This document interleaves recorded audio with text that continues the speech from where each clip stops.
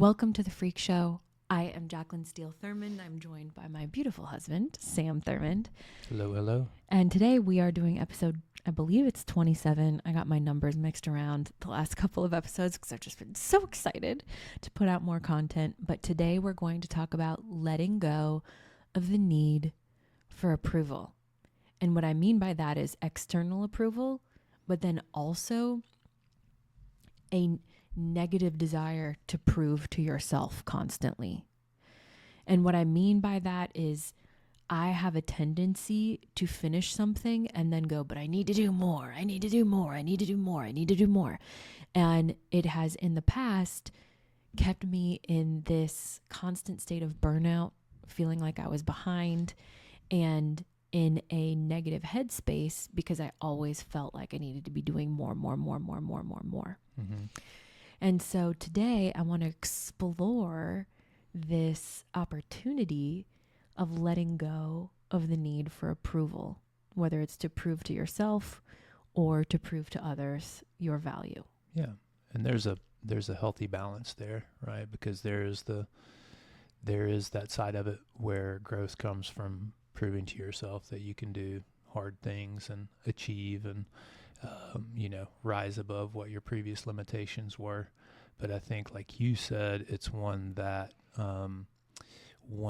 drive kind of gets into a place that's unhealthy. And doesn't allow you to ever be, at peace. Yeah, I think there are two ways of looking at this. There is ambition, which I think is a good thing, and that comes from wanting to find your own growth edge, from wanting to create, from wanting to leave your mark in this world and fulfill your own potential. That is super positive. I recommend that. That is not what we are talking about today. We're talking about proving yourself to yourself and to others, where the motivation behind that is actually rooted in a lack of self-worth. And you're trying to prove your value constantly, because you don't believe in your own value, or you want others to believe in your value because you don't believe in your own value. Does that make sense? Yeah. In order for you to believe in your value, you require external. Affirmation. Which is very unhealthy. And some of the ways that the desire to prove myself has manifested. Well, let me back up a little bit. I grew up in a somewhat performance-based household. I don't blame my parents for this one iota. It's the way they grew up too. But for hard work, I received attention. When I got good grades, I received attention. When I was good in sports, I got love and attention. When I, blah, blah, blah, I got love and attention. And so it reinforced this very natural desire that I think I was born with to constantly feel like I needed to do more so that I could get attention and love. Mm-hmm. And my parents love me unconditionally for sure. But just like any proud parent, when your kid does something cool or remarkable, you may be more boisterous in your affection or love for them, right? Sure. And I also, like so many people, suffered from a lack of self-worth in some areas. For women especially, marketing is geared toward making us feel small, like we're not thin enough, we're not pretty enough, we're not enough. And so that desire to prove myself combined with that intrinsic lower level of self-worth really manifested itself in my life and in my thoughts in a negative way. And let me give you some examples of that. So some of my thoughts over the years, and I've gotten so much better, but some of my thoughts over the years have been, I'm so behind. I'm never going to catch up. I should be further by now. I should have been able to do this by now. I have to keep going. I have to keep driving. I have to keep like whipping myself into submission, so to speak. Performing. And so that... And you were a performer. And I was a performer, literally. I was a musician for many years, put on a lot of performances, which I'm so glad that I did. But again, it reinforced that need to constantly be performing and proving myself. Yeah. So if the thoughts were, I need to prove myself, I need to perform, I'm behind, I have to keep going, my actions manifested in this racing desire to constantly be doing something. And I felt like if I wasn't in constant motion, whether that be creating a business, creating a song, doing a performance, making food, something. I mean, it got to the point where it was even hard for me to like sit down and watch a show without getting up 5 times during the show to do something. Mm-hmm. And I realized that desire to improve myself married with that insecurity that I was not worthy even made me feel like I had to perform around you, which you never ever made me feel that way.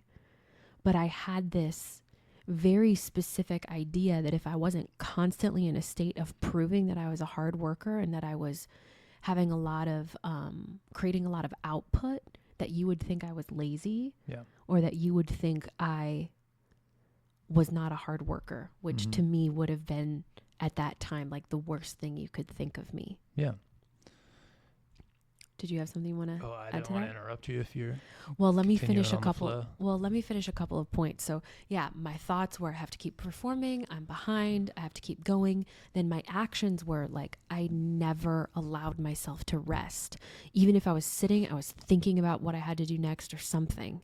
And so my energy as a result of my thoughts and my actions, it was such a rushed energy. I always felt like I was between a rock and a hard place. And then the feelings that resulted from that were a sense of shame, guilt, and disconnect for not doing enough / being enough. And it created this like toxic soup that I lived in for way longer than I needed to, of shame and guilt and rushed energy, yet always being tired because I didn't allow myself to take breaks. And it resulted in dysregulation of my nervous system. So not only was my energy like not all that positive, but my nervous system got totally dysregulated. You know, your adrenal glands can become fatigued. Your pituitary gland then is affected. Actually, it's your pituitary gland that's affected first, then your adrenal glands, then possibly your thyroid, which I was diagnosed with Hashimoto's in 2020. So it was not only mentally affecting me, this desire to prove myself, to perform, it then manifested physically. And that's, I think, when I realized that it was a real problem to constantly feel like I needed to prove myself. I mean, even after having Roman, I was like, I am not going to be one of those people that uses having a baby as an excuse for anything. So I'm going to put my makeup on. I'm going to go to the gym. I'm going to travel. I'm going to ski. I mean, we went skiing 6 weeks after my C-section. And so I just kept myself in a state where I never allowed myself to stop and rest. Yeah. And it manifested physically, mentally, spiritually as just total burnout. Do you have anything you want to add to that? Yeah, I think it was something that, you know, whenever you get married or, you know, you're in a long-term relationship with someone, you know that person beforehand, but all of these nuances in both the dynamic of the relationship, but just the kind of deep emotional nuances, I guess, to use the word again, with that the individual come to light, obviously. And, you know, I've certainly had my own things and my own quirks and that I either was or was not aware of, that you've had to either call out or bring to my attention, or we've had to come together on with more understanding and work through. But that was definitely one of those things with you that I think at times could cause conflict, because I didn't really understand your perspective, because I think for most of my, well, I'll say my childhood and my young adult life, not that I'm super old, but like my 20s, I'll say, I probably didn't have enough of that desire to prove things to other people or to myself. I think I always, was confident, and didn't really feel that desire so much to go above and beyond. And the opposite was true for me. I think as I progressed as an adult, I found that ambition and that desire, and much in part just what I was doing and pursuing wasn't a good fit for me until a certain point, and didn't inspire enough motivation in me to want to go out and really prove myself. I was kind of just taking things as they came. So that was, I say all of that to say that I think that's what made it hard for me to understand what you were doing and where you were coming from and why you were thinking the way that you were thinking. And from a standpoint of, put myself in your shoes, and you have these feelings of more performance-based approach to things, and then seeking affirmation from those. I was much, as you can tell by this podcast, was less verbal than you are, so I just say fewer words. But I was just choked on my tea. So I just say less. But two, I wasn't recognizing you the way that you had how you wanted to be recognized. He wasn't giving me any words of affirmation. Yeah. So, but for me, there was like a disconnect, because I didn't feel like I needed those words of affirmation all the time. Not that you need them all the time, Thanks. but didn't need those as much for my pursuits, because I wasn't maybe looking for that recognition where you were. Well, my family is also like lots of words of affirmation.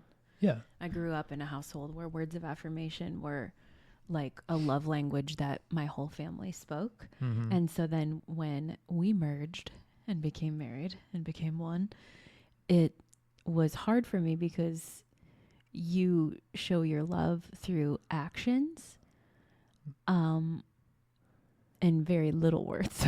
Yeah. I was kind of like, you were always telling me how great I was and what an amazing job I did at putting my socks away or whatever, whatever menial task it was. And I was like, I don't, appreciate it, but I don't really know why you're giving me that affirmation or what, that's a funny example, but seriously, I don't think like, I ever commented on his socks, but I think the disconnect was, that, and it was both sides. It wasn't just that you were looking for affirmation. I needed to recognize that and be better at it with you, but a lot of times I didn't know that it was something that needed that affirmation, or I don't want to say warranted it, because that's all, the value subjective and seeing that value in the other person. But all that to say, I think that's where the disconnect was relationally for us, and something that we had to come together and work through and have a better understanding of. Yeah. And because you weren't verbal, I think I automatically assumed you didn't think I was doing enough. Yeah. Which now I know that is absolutely not the case, but that's part of the marriage journey, and that's also part of self-awareness. And I think what I've learned in our 16 years together is that I don't need the words of affirmation anymore, because I've come so far. And this is how God works too. He allows you to be paired with somebody who is going to sharpen you and make you better. Mm-hmm. And I think over the course of our relationship, I've realized my affirmation and my worth comes from within. And while now I really love it when you give me words of affirmation, it's just a cherry on top. Yeah. Because I know I'm awesome. Right. Well, you are. And you should know that. And everyone's awesome. It's not just me. And you do know that. Like, I know that you know that in a very healthy, like, non-braggadocious way. Yeah. Humble. But yeah, and I think the longer you're together with someone and you're both willing to work through those things, you're going to kind of, if I'm here on something and you're here, or vice versa, we kind of bring each other together, or this way maybe is a better way of looking at it. So yeah. And I think what ultimately happened after I realized that my thoughts had spiraled, my actions had spiraled, my energy was out of whack, my feelings were out of whack, my nervous system was so dysregulated, this beautiful thought crept into my mind, and it was, what would it feel like to simply create out of overflow? So instead of trying to constantly produce and perform out of this need to prove myself, what would it feel like to be able to create just from joy and from the overflow of living a life that I love? And when I changed my perspective on that, I feel like my energy shifted so dramatically that it had a ripple effect on the rest of my life. And I still struggle with this. I still go through stages where it's hard for me to stop, and I still feel like I need to prove myself. But again, that perspective shift of asking myself, what would it feel like to create from the overflow, caused such joy just in the thought. But then in the actions, it allowed me to, instead of beating myself into submission and worrying about how others were going to perceive me and my actions, it allowed me to have space to start doing things that brought me joy. So cooking just for fun, reading novels. I love to read in general, but for so long I thought novels were a waste of time. But now I read novels constantly. I had a stack of books here the other day that was huge, and it's just the books, a mix of novels and nonfiction that I've read in like the last 3 months, and it was like 12, 13 books probably. Mm-hmm.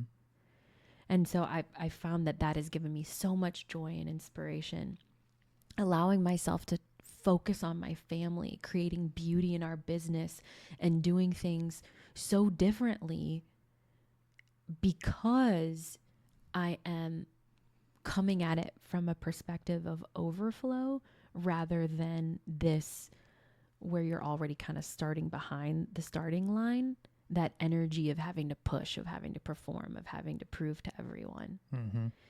And as a result, it's so funny and it's ironic, but it's made me more productive. Yeah. Because I'm going into my day, instead of at a negative 20, I'm at like a surplus of 20. Mm-hmm. Yeah.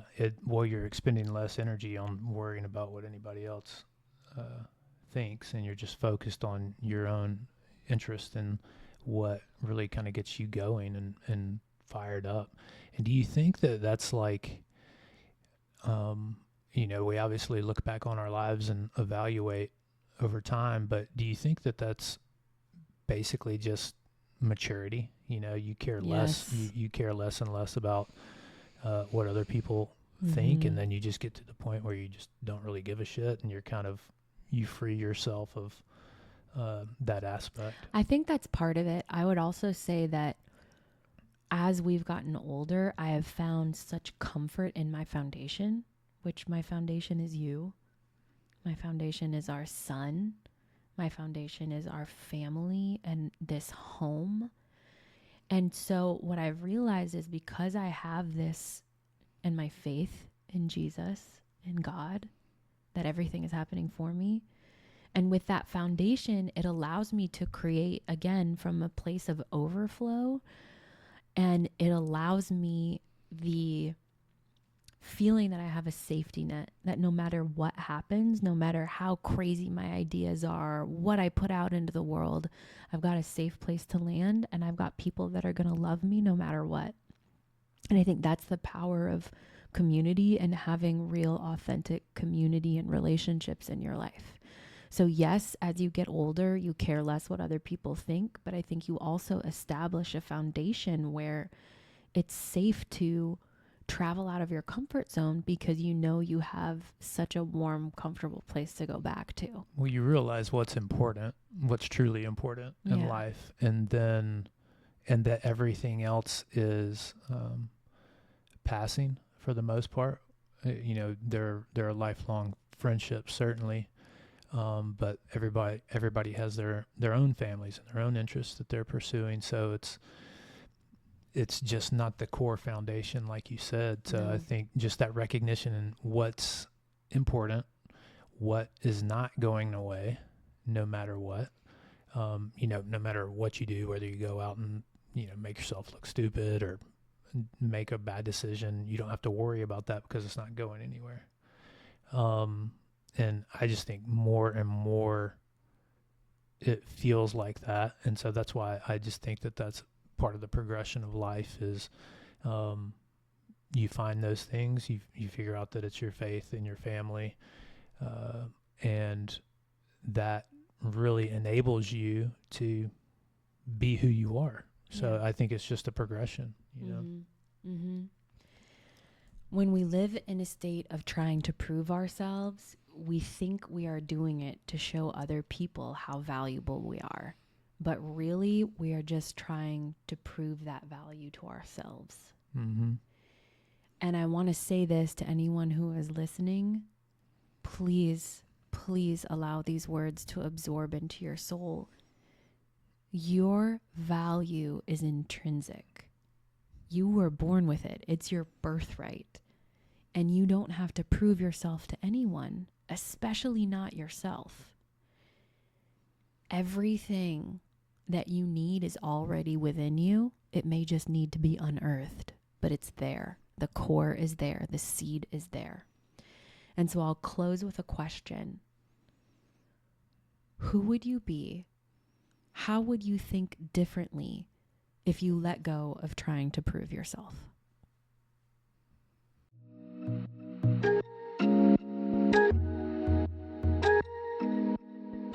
Thank you so much for listening to The Freak Show with Sam Thurmond and me, Jaclyn Steele Thurmond. We would love to connect with you via our website, beckonliving.com, and on social media. You can find us on Instagram and TikTok at Beckon Living, and you can join our email list to receive uplifting messages, podcast and business updates, and discounts on high-frequency products just for our freaky community.